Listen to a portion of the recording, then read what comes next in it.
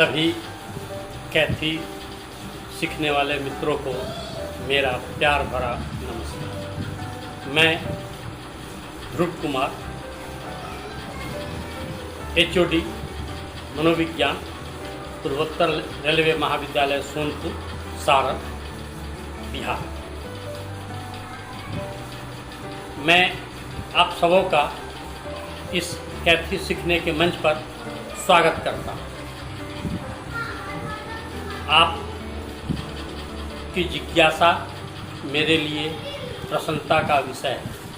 विशेष रूप से मैं सतीश जी का आभार व्यक्त करना चाहता हूँ कि उन्होंने मेरी पुस्तक कैथी लिपि एक परिचय देखने के बाद कैथी प्रशिक्षण की व्यवस्था ऑनलाइन उन्होंने की है। कैथी लिपि एक बहुत ही पुरानी लिपि है।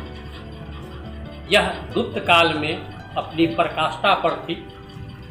1880 में अंग्रेज सरकार के द्वारा यह सरकारी लिपि बनी।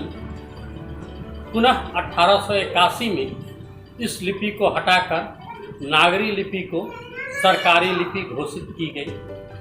लेकिन पुनः एक साल के बाद 1882 में कैथी लिपि को राजकीय लिपि का दर्जा प्राप्त हुआ और सारे सरकारी कार्य कैथी लिपि में ही होते थे। यहाँ तक कि स्कूलों की पढ़ाई 7th तक कैथी लिपि में ही हुआ करती थी और यह परंपरा 1913 तक बनी रही। 13 में पुनः एक अध्यादेश के द्वारा कैथी लिपि को हटाकर देवनागरी लिपि को स्थापित किया गया। लेकिन न्यायालय में, रजिस्ट्री ऑफिस में यह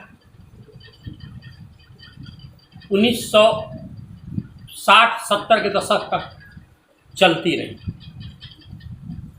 इसकी विडंबना यह है कि जिन लोगों ने कैथी का विरोध किया वह हमारे राजनेता थे, बिहार के कर्णधार थे। उन्होंने ही विरोध कर नागरी को स्थापित किया। इसका बुरा परिणाम यह हुआ कि भाई भाई में जमीन के बंटवारा को लेकर झगड़ा शुरू हो गया। मैंने देखा है, मेरे पिताजी पुलिस विभाग में थे। ज़्यादातर जमीन के झगड़ा कैथी लिपि नहीं पढ़ने के कारण होता था। वे पढ़ना जानते थे, उन्होंने बहुत सारे झगड़े को सुलझाया।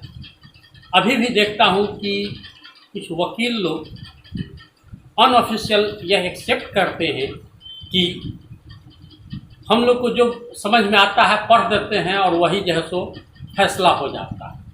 नतीजा है कि झगड़ा कभी समाप्त नहीं होता। पुराने डॉक्यूमेंट जो कैथी लिपि में लिखे हैं, अगर हम उनको नहीं पढ़ पाते हैं तो हमको अपनी संस्कृति की जानकारी नहीं हो पाती। और मेरे पास दादी की लिखी हुई लगभग 1,500 से ऊपर लोकगीत है बजिका भाषा का, बजिका समाज का। उसको पढ़ने के बाद बजिका के संस्कार का पता चलता है। ऐसे हर भाषाओं में है, मगधी में भी है, मैथिली में भी है, अवधी में भी है, अंगिका में भी है, सुरजापुरी में भी है। और इन सभी भाषाओं को पहले कैथी लिपि में ही लिखा जाता था। तो संस्कृति को जानने के लिए हमको कैथी लिपि सीखना होगा। अपने क्षेत्र के संस्कृति को हम तभी पहचान पाएंगे। पुनः एक बार आप सबों को कैथी लिपि के प्रति जागरूक होने के लिए, सीखने के लिए मैं अभिनंदन करता हूँ, स्वागत करता हूँ। धन्यवाद।